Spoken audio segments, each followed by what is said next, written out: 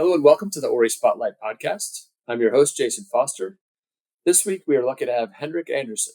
Henrik has had a long career in biopharma, most recently as an SVP at BMS. Welcome, Henrik. Thank you, Jason. Happy to be here. Are you in Boston today?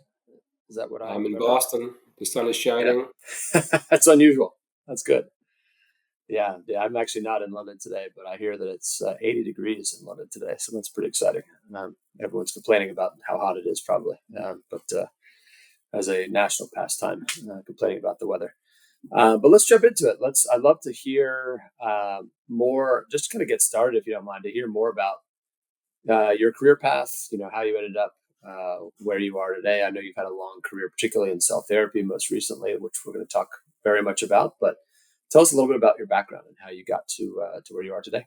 Yeah, thanks, Jason. So I started in biotechnology back in the mid-90s. I was an intern at Novo Nordisk first, and then I was an intern at Zymogenetics, which at the time was a subsidiary of Novo Nordisk. And I started my career doing an internship where I looked at protein glycosylation, something that was, being better and better understood at the time. An important attribute still is today. We know a lot more now, 30 years later, around that. After that internship, I actually went back to Seattle to do a PhD in biochemistry. And after my PhD, ended up back in biotech at Zymogenetics, where I was hired as an analytical scientist. And I was thinking about, how did that shape me moving forward in my career? And I think it was two things. First of all, I approached my role in the analytical science as a partnership function, not as a support function. Other folks saw it that way. So I learned early on to understand process development in the biologic space. I saw it. I was the first one to see the results, and that was sort of exciting because I understood what the intent was with the various experiments, and then I could partner in dialogue with the folks in cell culture development, or downstream process development, formulation development, and I think that the mindset around partnership really helped form my career and how I approach problems and how I approach strategy in the space.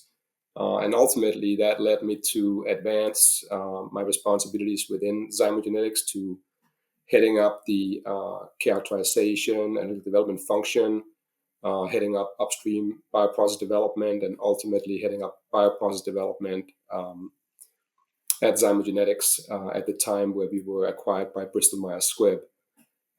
So with respect to your question on how that shaped me in my last role at Bristol Myers Squibb, where I was the head of cell therapy technology development, I think the same mindset. Obviously, I had grown in my experience, and I had a much better understanding of what it took from start to finish, what it took in terms of lifecycle management.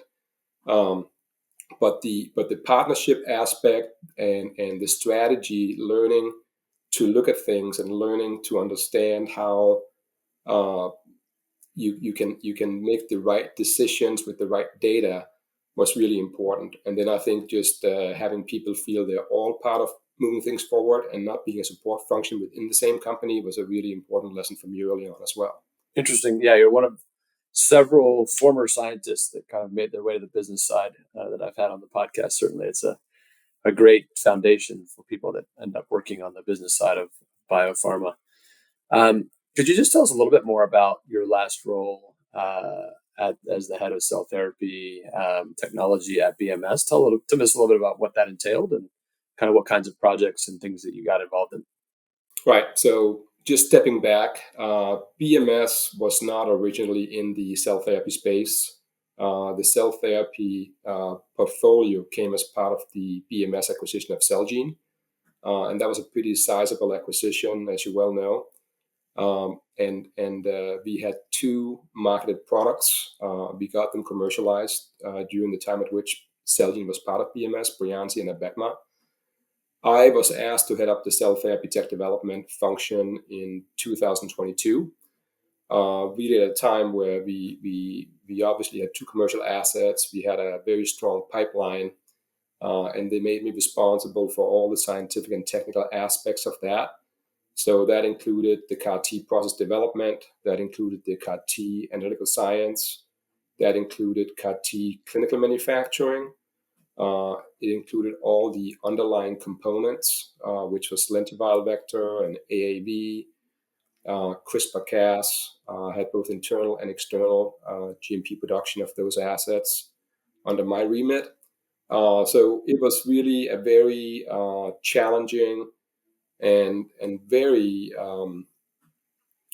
interesting job description. Right? We made some big investments. We had some very exciting assets. And obviously, one of the most exciting things about working in the field was the tremendous benefit of cell therapy for patients. Recognizing also that at the time, I think there was 7 or 8 approved CAR Ts, and that number has now increased up to about 10 or 11 in the space.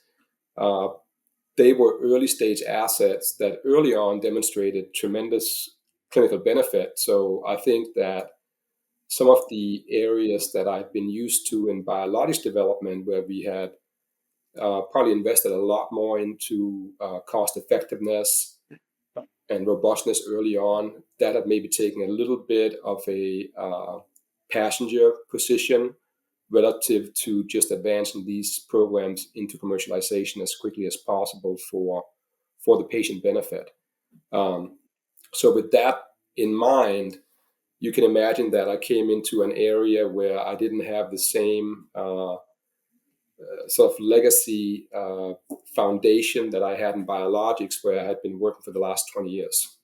You touched on a point I'd just like to kind of drill down on a little bit, if you don't mind, which is the incredible clinical benefit that was very obvious from the early days of cell therapy. Is one of the things that gets pointed to when people talk about the current state of the field, which is kind of where my question is going to lead us. But, that the incredible clinical benefit led to wanting to roll these products out very quickly. They have an incredible, curative potential for patients that otherwise don't have any treatment options.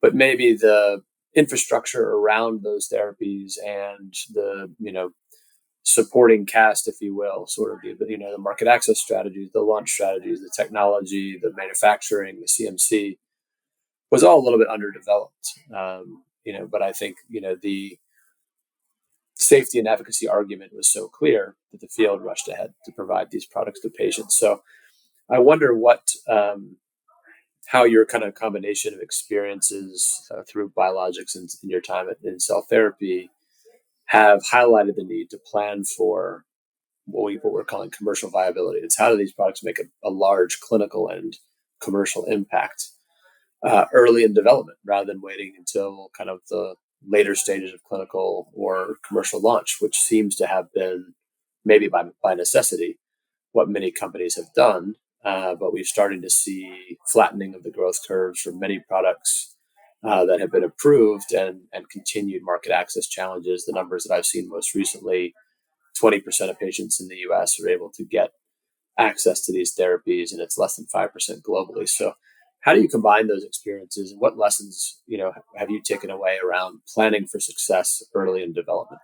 I mean, great question, and it's a very tough question, obviously. And I think in 2024, based on the patient tracker that you guys have on your website, I think we hit 10,000 patients. So that's an amazing feat in itself. But to your point, I think there are a lot more patients that could benefit from CAR T treatment, obviously out there, and compared to small molecule production and biologics production in cell therapy, you scale out as opposed to scaling up, especially when you deal with autologous cell therapy, where each individual patient basically constitutes his or her own batch of T cells. But in with respect to your question on how we would think about this for like biologics modalities, which I had a lot more experience with in my career. We developed a lot of tools. One of the first things I did early in my career when I started working with Bristol Myers Squibb was I was assigned to be in charge of what we call the Microbial Center of Excellence. So anything produced in microbial systems was under my technical development remit. And PMS that acquired multiple assets from different companies, so they were on different platforms. So we put that on a platform approach. That was one thing. The second thing was that we looked very carefully at how should we think about investing in these assets from a process development perspective. And we had to really understand enterprise level metrics, such as, what's the size of the launch market? What's the size of the peak market? What is the reimbursement, right? And typically we would have a very strong profit margin for those assets. But we also knew that some things we had to fix earlier, because if you wait fixing them until later, there's a higher regulatory bar. So we put that in place. And later on, we sort of adapted that to the entire biologics portfolio of Bristol Myers Squibb. That was when I ran that function where I had a lot more assets. And so we established very strong enterprise level systems that were around, enterprise level attributes that we fed into the scorecards that would help drive the technical agenda for how we did things for the different modalities. We also established strong target product profiles for those assets. And we knew that some of them, where there might be a high dose and a high demand, big market, we had to invest. And others, we made sure that we had a robust enough process that we could launch with. And we also thought about that in the context of like risk balance development. When do you make the investment? And we built pretty good systems around that in terms of right first time commercialization. That really also allowed for the timing of the investment. So when do you do certain technical activities? And the more you understand about your process and your molecule and the attributes, the better you can actually define that strategy and buy down the risk associated with that strategy. So I don't know if that answered your question, Jason, but it's a little bit of the maturity aspect that obviously in the cell therapy space, that is still a very much evolving field. And because of the nature of it, obviously it was highly manual. The first generation products are all highly manual, a lot of human labor, big investments in big facilities. And now, obviously, multiple companies, including Ori Biotech, are involved with actually automating part of that process to optimize and minimize the space required for it, right, and make it more cost effective. So the question is, how do we put these things in the right platform? I think is maybe what you're getting at, and I do think that the strategy to do that needs to take place early on in development. You can't just defer that until later on. You have to have an end-to-end view of how you think about your assets, and then you have to balance that with not over-investing in the asset, because that can be detrimental to the company, especially if you have a company that have a portfolio of assets. You want to make sure you invest in the right ones that are benefit for the patients and benefit for the company and the investors. Yeah, the kind of stage appropriate investment and size of opportunity. A couple of things you mentioned there I'd like to just highlight, because I think they're super important. One, you talked about the target product profile that gets developed early on in the development process. Traditionally, I grew up in small molecules, as you know, and it's not something that you would traditionally do, is to put sort of a target cost of goods, for example, or target number of doses, throughput per year. These kinds of things were almost a given, that you could get the kind of economic profile that you had hoped for in small molecules or biologics, given the manufacturing prowess that we've developed in those two areas. I was at a conference a couple of weeks ago where there were Doug Dennison from Bayer and a couple other folks, formerly at Bluebird, a couple other folks were saying, in cell therapy, we need to have a target COGS in our TPP early, preclinical, so we know what are we shooting at and how many doses do we want to produce a year, what line of therapy, there are some things that perhaps the lessons from biologics don't translate to cell therapy, or we need to, add another element or two. What's your thought about that? There's many folks that have followed the journey that you've had, gone from biologics and come into cell therapy. I think the lessons that you just discussed, the platform approach, stage appropriate investment, translate, directly into cell therapy. What kinds of things do you think we need to be thinking about now that you've been on both sides of that fence that are unique to cell therapy? And particularly, we can talk about autologous or allogeneic cell therapies. Great question, because I think that obviously the general concept does translate, right? You can apply strategic mindset and thinking around how you contextualize what you're trying to accomplish. So we did exactly that at Bristol Myers Squibb, my last job, where we adapted the enterprise level scorecards that we had for biologics into cell therapy. So, you can call it target product profile. We had that. And then we had enterprise level scorecards, and there's a little bit of overlap between those two, and that's fine. What was important when we did that was that we don't own all of those attributes and the values within, for instance, the technical development function or the tech ops function. But we set the expectation that certain attributes are owned by other enterprise level functions within the organization. So, for instance, the projected dose, right, that needs to be owned by clinical as long as it's still in the clinical development. And then obviously with approval, you know what it is. But the projection of what that might be, that's important actually, both in CAR T and gene therapy and biologics and small molecules. Then the estimated size of the launch and peak market, that's also important because that allows you to plan for capacity. Easier for small molecules and biologics because you sort of know what your batch size should be, and with today's productivities, it's typically not a problem. And then the cost of goods manufacture, I think you may want to define saying, I expect to have this cost of goods at launch, and then I can optimize that to get to peak, because there will be, especially in CAR T, there will be a correlation between the cost of goods manufacture and the number of patients that you manufacture for. And that's also the case in biologics and small molecules, where you might overproduce potentially early on because you can make very large batch sizes, but then you might also decide to manufacture out of a more flexible facility.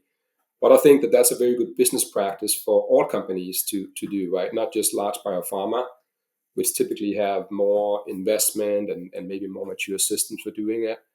But you do need to think about putting cost of goods manufacture in there, and also thinking about that relative to what is the reimbursement, and what is the reimbursement about, across geographical regions. Because then you start looking at cost of goods, and you might even further break that down depending on the geography, because there's still a lot of localized manufacture, especially at launch. Typically, companies can't afford to build 3 different launch sites for CAR T. So now you might decide to launch, relatively soon after each other in both the US, Europe, Asian markets potentially, right? But you may only have one facility to begin with. So now you also have to think about the logistics and the logistical cost and input to the overall cost. And then I think the reason that something like the dose projections are important also for CAR T, so you design the right process for how many cells you need to produce, because there is a corollary between the number of cells you produce and a lot of the components that go into CAR T manufacturing. So I just think there's a lot of things to think about and improve across the life cycle of cell therapy, but really start thinking about it very early, right? Instead of, you don't have to execute on all of the activities for it, but you need to think about scenarios around what it may look like when you start going into development for an asset. And I think a target product profile or an enterprise level scorecard is a very good tool to actually systematically think about that and form a strategy. I hear a lot from CEOs. I talk to small company, cell therapy CMOs or CEOs every day, basically. And I hear a lot from them about, the old kind of biotech playbook being pushed upon them. Their investors, their boards are saying, get into the clinic, get a signal. Ultimately that used to be the way to do things. You rush to the clinic, you get a signal, you partner the asset, or you sell the company. And then a big pharma player takes on the responsibility for, pivotal study, commercial launch design and planning, commercial manufacturing, scale out, those kinds of things. But the point you just raised, and the point that I'm hearing a lot recently, is those kinds of opportunities, those kinds of assets that aren't yet, they haven't thought through early enough the scalability question and the cost of goods question, and how do we get product to patients?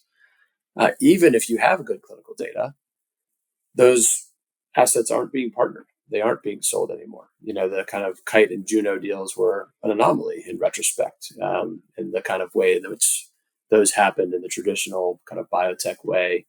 Now you see companies like Iovance, companies like Adaptimmune, companies like Autolus all launching the product themselves without a big pharma partner. And I would argue a lot of that is because of this question around commercial viability.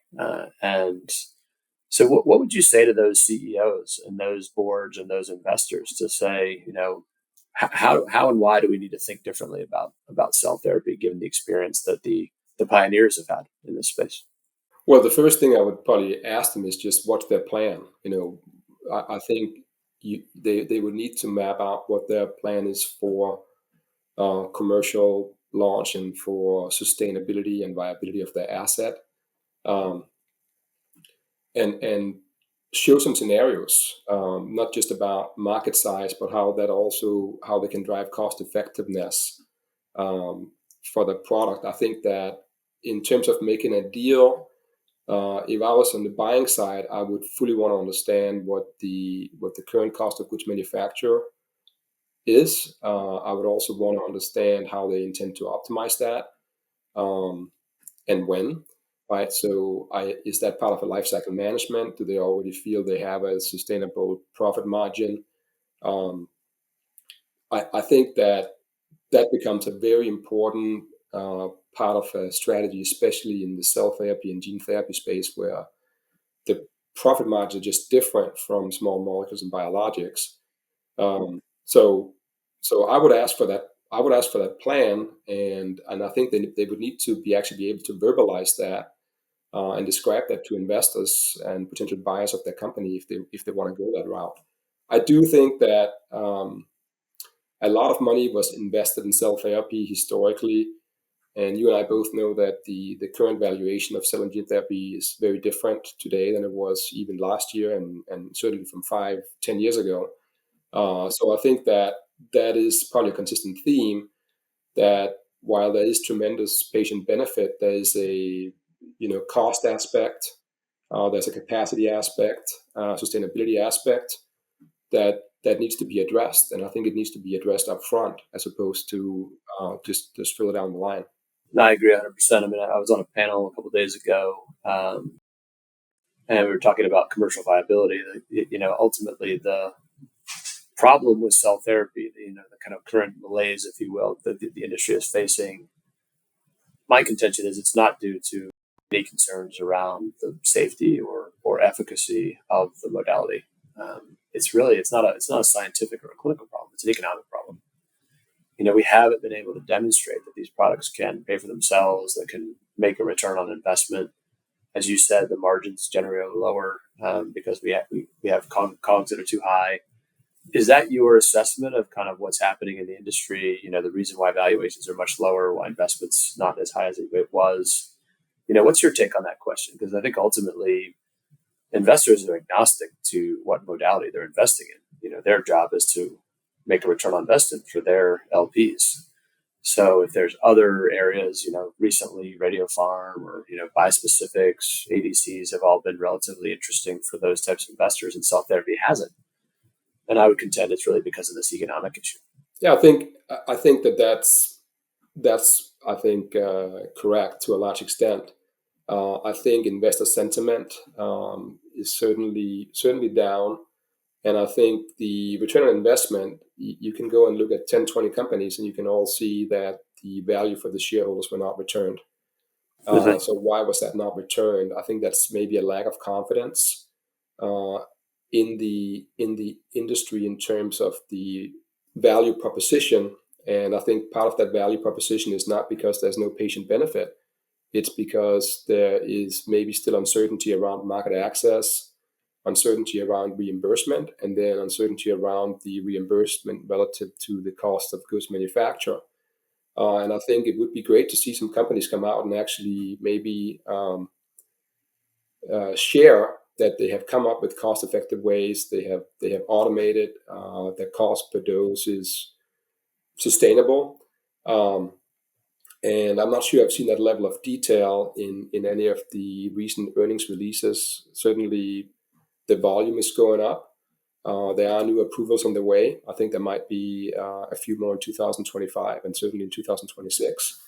So I think that we may need a little bit of an igniter from companies demonstrating, in addition to the patient benefit, and hopefully continue to improve safety around cell therapy, you also start seeing that you don't have to make, multi-$100 million investments to build a large facility. You don't get up in very high cost of goods that takes away the profit margin. So I agree that the investor sentiment may be to some extent driven by the cost effectiveness of manufacture of the therapy. Yeah, I mean, it's the economic profile. Again, they're searching a return on investment, and they're going where that return is most likely, which makes sense. That's a rational behavior by investors. You mentioned automation, which is often put forward as one of the ways in which we might be able to reduce cost of goods and increase throughput. Obviously, that's the pool that Ori swims around in. But oftentimes people will say, well, I don't want to automate too early. And I think there's this view that automation equals inflexibility. It doesn't give us the flexibility to tinker if we're in research or translation or process development. And I think historically that was true. A lot of the kind of first generation automation technologies weren't very flexible, and you sort of were constrained by them. I think there's a new generation now coming where they're flexible but also scalable, and that's really what Ori has tried to build. I'm again in the last few weeks have been on several panels talking about this issue to say you can't wait. Automation is not a scale problem; it is a consistency problem. It's a cost of goods problem. It helps us solve several things, not just to produce more doses. So you can't kick the can down the road until you're doing your pivotal trial or you're commercializing to change your process and make it scalable. But if you develop early and optimize early on an automated platform, it's like buying insurance against that future need to translate that process to a more scalable one. What would you advise, smaller biopharmas who are thinking about this? What's the right time to think about automation? What am I getting versus what am I giving out? Kind of what would be your advice to those folks that are making what's, definitely not an easy decision. But the panel that I sat on a couple of days ago, there was a consensus to say, process development and maybe phase one is about as late as you want to go if you're going to think about this kind of move with your process. Well, first of all, just let me quickly digress into my career path, and one of the most important jobs that I had was the head of manufacturing science and technology for biologics drug substance at Bristol Myers Squibb, and I came into that role also dealing with a couple of assets that were pretty early in the biotech days. So there were things we had to do in terms of lifecycle management. And the regulatory bar is just higher in the commercial space. Right? It's more expensive to change things out. And even for biologics, there might be attributes that have direct impact on or perceived impact on, patient efficacy, pharmacokinetics, pharmacodynamics, etc. So when you're in that space, that the bar is raised. It's going to be more expensive to change things. So I took that with me when I went back to development early on and said, some things we have to fix prior to registration and prior to launch, because we know there's going to be a bigger uphill battle and a bigger investment required, including even potentially clinical studies. So back to automation and cell therapy.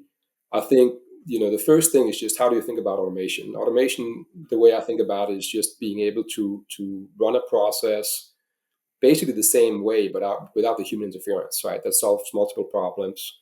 You have better stability control. You don't have the human error component. Not saying that a lot of the operators are very good, but humans do make mistakes. So there's definitely a big opportunity for automation in the space. And it is highly manual. So then you think about, well, can you just run the same process in automated equipment, right? So you have to think about the process design. And I think create flexibility in your process design so you control the right, appropriate critical process parameters, but allow flexibility around maybe other parameters that will better enable the transition to automation, for instance. And then I think in the cell therapy space, there's obviously still a big element of the product is the process, right? So I think you want to have a paradigm acknowledging where maybe you don't have a complete understanding of all of the attributes because you're dealing with individual patients and their cells. You're dealing with a complex lentiviral vector, for instance, to modify these cells that may also or that have some attribute sciences gaps. So I think that from that perspective, it also becomes important to think about, can you integrate it into automation earlier, and can you do experiments to integrate into automation earlier? And I think that the automation may not be the same sort of scary, complex word that it was maybe 4 or 5 years ago, because a lot of progress has been made in the space.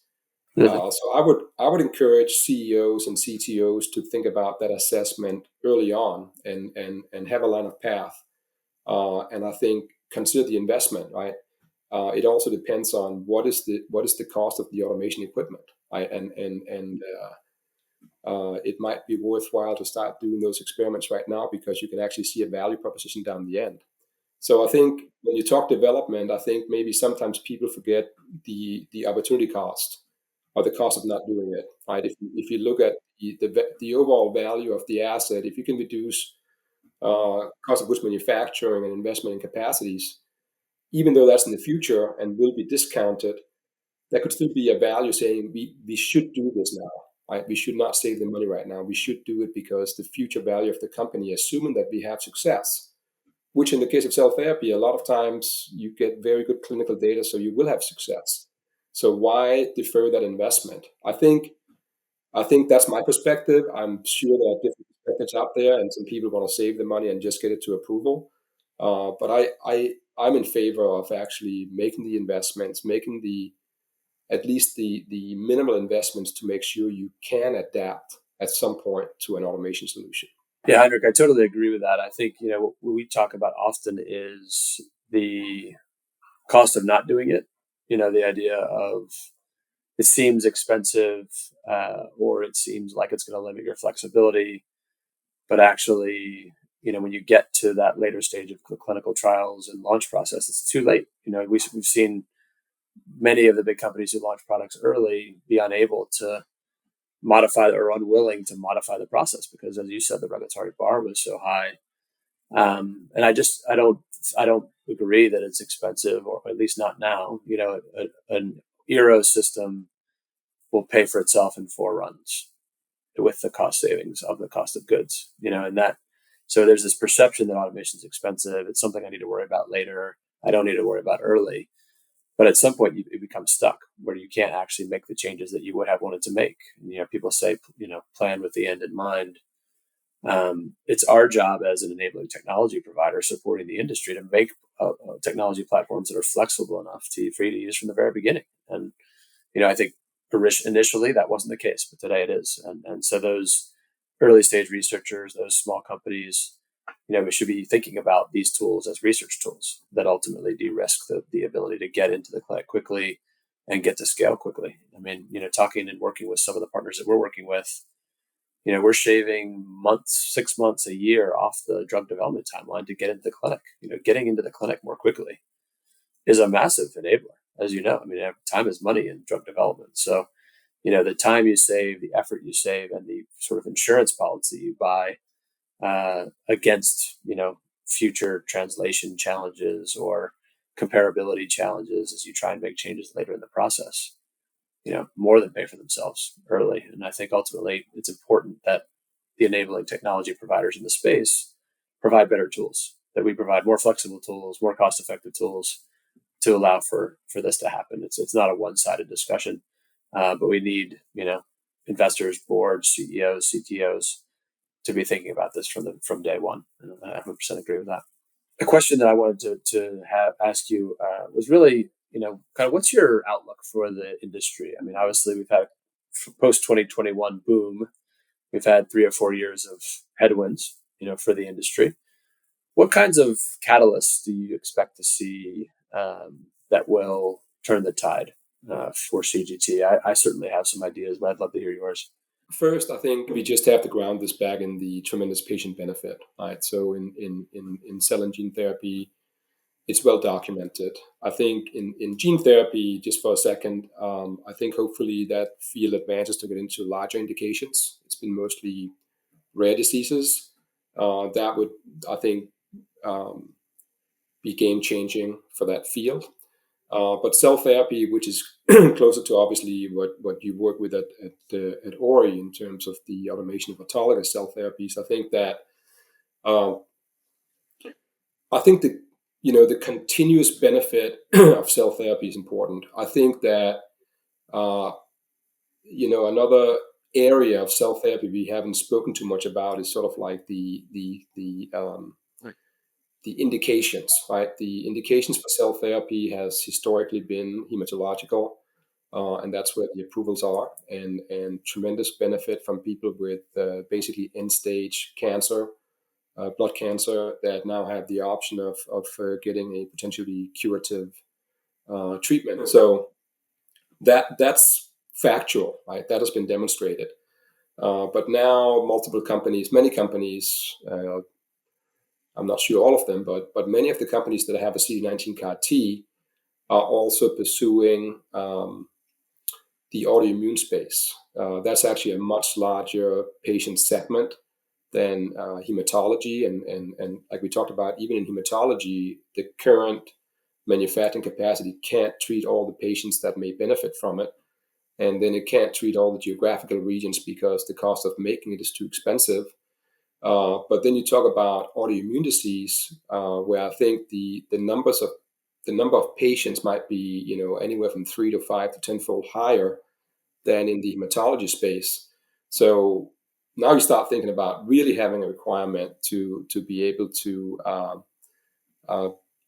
automate and manufacture more doses in smaller spaces. So when that data comes out, I think there could be some element of being off to the races. Um, so that's on the autologous side, and we haven't talked too much about autologous versus allogeneic, but obviously there's data out there on autologous providing deeper and more durable responses. You might have a continuous population of the T cells um, that leads to that versus the allogeneic, where you can obviously manufacture more patients per batch, and I think will also have a place, right? So that's sort of the one that could be down regulating the amount of patients in the autologous space, and then with the balance of how effective is it. And then the big upside in volume and patient benefit would be in the autoimmune space, where, again, this could be a potentially curative treatment for patients that, um, while not ill to the extent that they may die within the next 3 to 6 months, they are chronically disabled by these conditions and on multiple other medications to manage that. And a one-time treatment might prove curative, right? So that would be big, and that would be big for, first of all, patients, the most important part, but then obviously also for the industry, and I think put even more onus on making sure you can make it cost effectively and automate it. So I think that would be probably a catalyst in the space. Like we talked about earlier in today's discussion, I think having companies out and maybe opening the kimono on have they become cost effective? Do they have plans? I've seen some presentations with some level of detail, but probably not all of it. So that'll be another catalyst. And then I think the continued sort of refinement uh, of the cell therapy and design, including management and reduction of some of the side effects associated with cell therapy. But I think it'll be data driven to a large extent, and I think that it might also be very beneficial for the space to actually see some companies significantly increase in their valuation. Right now, everything just appears to be uh, pretty dismal. So those are multiple things. I don't think there's any one thing, Jason, that I can think of that would really sort of change the space, and you would probably agree with that. But I think there are multiple ways to actually help that. And you guys are certainly doing your part as part of what the Ori Biotech is supplying for the cell therapy field. Absolutely, I agree with all that. I think the kind of considerations around larger indications like autoimmune amplify the problems that we've been talking about. As you said, 5 to 10x the patient population. These patients are often in the community. They're not terminal. There are reasonably good maintenance medications that address the symptomology, at least. So there's a different set of considerations for us. This is a more normalized, disease area where I think, cost effectiveness is going to be more highly scrutinized. I think, first or second line therapy, dosing in the community, rather not in specialist centers. There's so many differences potentially, despite the maybe similarities of a, CD19 or a BCMA approach, but it's a totally different delivery. Patients' population is different, doctors are different.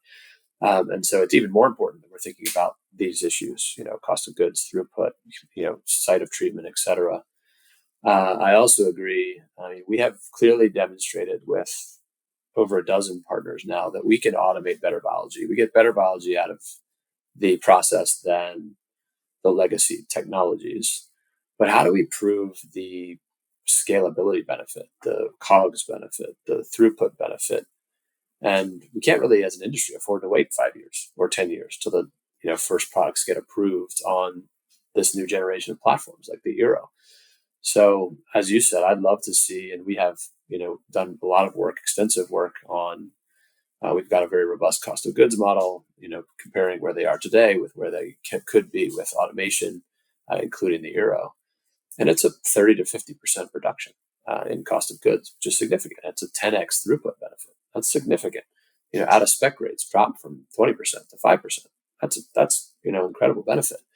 But these are things that the industry needs to be willing to put out there and share and show to investors that this is an economically viable modality. And I was having a discussion on LinkedIn yesterday. ZS Associates had done an interesting analysis on cost of goods, and they pegged cost of goods for CAR T, CD19 CAR Ts at between 214 to 200, I want to say $80,000 per dose. And I'd seen another Lyric report that had it be, and these are very detailed reports done by smart people, but they're external observers into the industry making estimates and using assumptions. I think the Lyric report had put it about 269,000. Our internal work has pegged it between 170 to 200. But these are all, we're all guessing, and because no one's going to go out and say these are our cost of goods. But this is a discussion the industry needs to be having to say, here's the economic profile of a cell therapy. If you're developing a cell therapy, you need to be thinking about these things. This is how you create a product that can deliver an ROI, that can serve a lot of patients. If you're an autoimmune, these are the kinds of things you need to be thinking about. It's a totally different animal than in hematological tumors or even solid tumors. But this is something that I think most companies and the industry treat as proprietary. This is a conversation they have internally probably, but it isn't one that really we're putting out there. But as an industry, I think we need to make a sales pitch or a case for the economic viability of cell therapy by putting some of this information out there. And we're hopeful that in the next 12 to 18 months, we'll have very concrete data points that show we went from a cost of X to a cost of X minus 30 or 40% by implementing, automation into a process. And I think that's a realistic target for us to get to. I will not comment on the cost of goods manufactured per dose of CAR T. I obviously have some insights, but I do think that not specifically anyways, but I do think that all companies, Bristol Myers Squibb, J&J, Kite Gilead, Novartis, they all have, I think, probably pretty massive investments in cost reductions across the board, and they know that that's going to be required for ultimately the survival and sustainability of the field.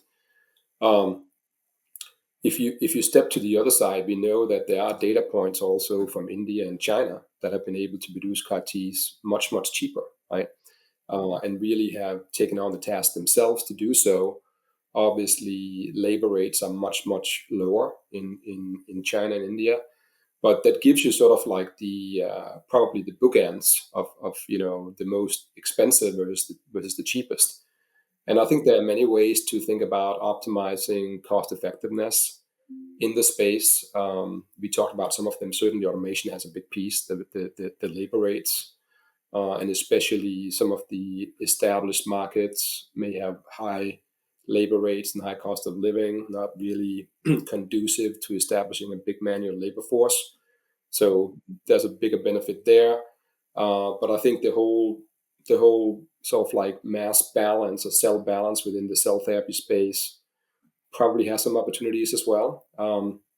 So I think that, and I think that that is required for the long term sustainability of the field, and also for some of the global health equity aspects that I think are important. Why should we not be able to treat patients across the world with cell therapy if it's a life saving treatment?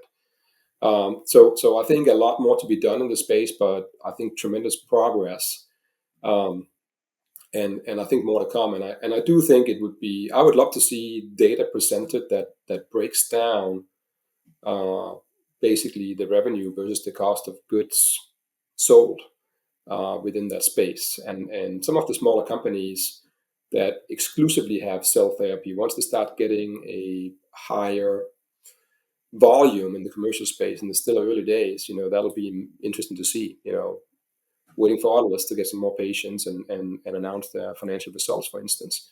So I think it's going to be exciting, and hopefully it's going to be good news, right? Because of the amazing benefits to patient. Jumping to today, you're starting to do advisory work with small companies like Ori. Joined our scientific advisory board. And excited to have you as part of the broader Ori team. What kinds of activities are you doing with small companies? Are there sort of common themes or gaps or projects or advice that you see amongst both your work with small companies, but also with investors in the space? Obviously, at Bristol Myers Squibb, I have been involved on multiple areas of due diligence. I've been involved with establishing a strategy for our own technical development and becoming cost effective, across modalities, but focused on biologics and cell and gene therapy.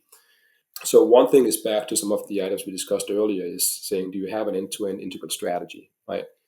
What are your plans for getting into the clinic? What are your plans for getting launch capable? What is your plan for getting commercially cost effective?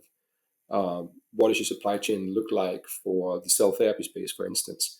So really digging through and looking at the information the small companies have, sort of from my former viewpoint as sitting in a large biopharma company that could be interested potentially in acquisition or partnership with the company.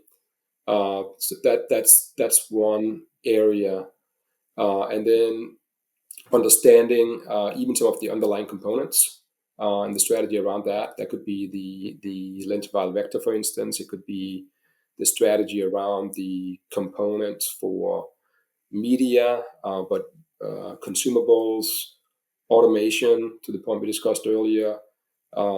If it's allogeneic, what does your approach look like for that? Because it's a little bit of a different beast in the sense that allogeneic is probably more expensive to get into the clinic because there are more GMP components versus having a cheaper cost per patient when you make multiple patients per batch um, than autologous. So really looking comprehensively at their business strategy as it relates to cost of goods manufacture and the development path. And some of the items we discussed earlier, making sure that you have an end-to-end view, and making sure you think about the stage appropriate investments, but also make sure that you don't paint yourself into a corner where it might be too difficult to adapt to a automation manufacturing strategy, for instance. Generate the right data. And then finally, we didn't talk too much about that, but I think it's something that really moved the needle in the biologic space, was an enhancement of the attribute sciences work. Amgen did a lot of work. Actually, Bristol Myers Squibb did a lot of work in the space to really better understand what the molecules look like and help move the perception of saying the product is the process to actually saying the product is the product. And there's still a ways to go in the cell therapy and gene therapy space. But I think there needs to be an investment across the board. It's probably not just the individual companies, it's probably the field. And I think when I say the field, it also includes, academic institutions, um, and government. Like, what do we do to advance the understanding of what does a CAR T cell look like, and what's important, what is a safety risk, what's an efficacy risk, and some of that is going to be internal to the company. They may not want to share all of those things and how they set their limits, which is understandable from a protection and IP perspective. But there are certain areas where I think there could be investments made across the board and really help evolve the attribute scientist piece for both vector and cell therapy that I think will actually enable the adaptation or adoption of automation equipment, for instance, and it'll facilitate process transitions. Right, if you need to go from scale A to scale B, I think that will be really important for patients and for the industry both. Yeah, some great finishing notes there and advice for our listeners out there who are developing therapies. Anything else that you wanted to kind of parting words you wanted to leave? Our audience is mostly sort of companies in the space, people working in companies in the space on the scientific or business side, academic researchers, and even students that are looking to get into cell therapy as an interesting area to work in. Any advice or final thoughts that you'd like to leave with that audience? I think, maybe I'll just end on a note that always resonated with me. Our former CEO at Zymogenetics, Dr. Bruce Carter, he always said, we had the privilege of being in the business of improving people's lives. Right? I think that's a tremendous job description to have. So in cell therapy, I think that's more true than maybe anywhere else because of the response rates. So hopefully people will continue to innovate. There will be faith in this being something that can be delivered, so you can basically cost effectively, sustainably deliver these medicines that are life changing, right? And everybody should be excited about that, whether it's companies, investors, students, because that tremendous patient benefit, I think, is just it can't be denied. So I'm excited about the future of the field. I think that progress is being made across the board, but we need some catalyst. But people should always be excited about helping improve people's lives. Yeah, great way to end it. I think I agree 100% in that the science is undeniable, and we'll find a way. Where you have that kind of incredible ability to impact patients. Cell therapy, gene therapy, it's not going away. I mean, I think that's the fear amongst investors today. We're at kind of peak negativity at the field, but you cannot deny the science and you cannot deny the clinical impact. Now it's just the job of people like yourself and us at Ori to figure out the way to do it.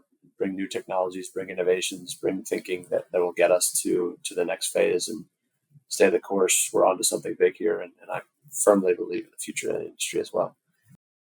Thank you so much for taking the time to be with us today. It's been great to have a chat, and look forward to seeing you soon. Thanks for having me, Jason.